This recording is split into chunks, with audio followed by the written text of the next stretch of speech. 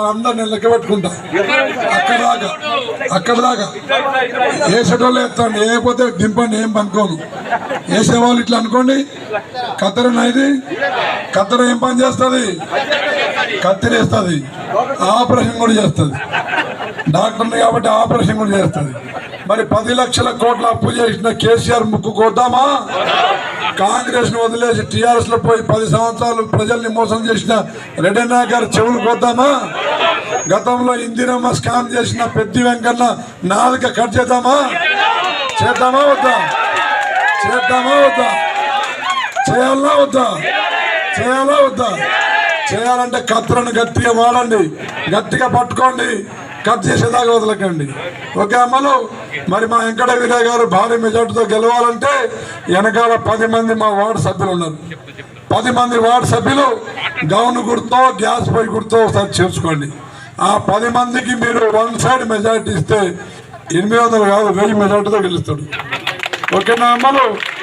మరి వారు దయచేసి వార్డు సభ్యులకు సర్పంచ్ అభ్యర్థి చెప్తున్నా, మీరు వార్డుకు పోయేటప్పుడు మీరు ఒక నోట్బుక్ పట్టుకోండి.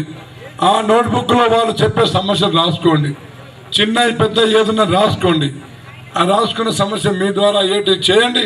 మీ వల్ల కానివి నాకు చెప్పండి. ఎందుకంటే మళ్ళీ ఇంటింటికి పోయే మళ్ళీ అవకాశం మళ్ళీ రాదు. అదేవిధంగా అమ్మలు ఇంకొక 15-20 రోజుల్లో ఎంపీటీసీ ఎలక్షన్ కూడా వస్తుంది.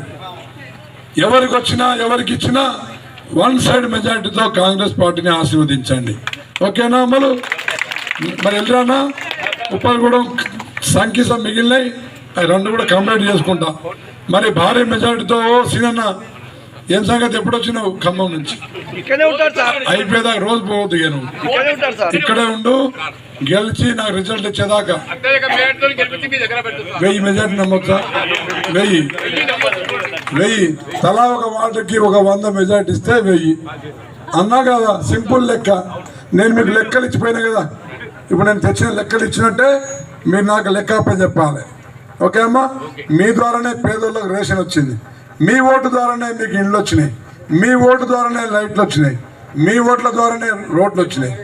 మరి మీ ఓటుకు అంత విలువ ఉందనే విషయాన్ని మర్చిపోవద్దని చెప్పి తెలియజేస్తున్నా. ఓకే అమ్మలు? ఇక మా సత్యం గారు ఎట్లా చెప్తాను, నేను రోజు కలుస్తూనే ఉంటా కానీ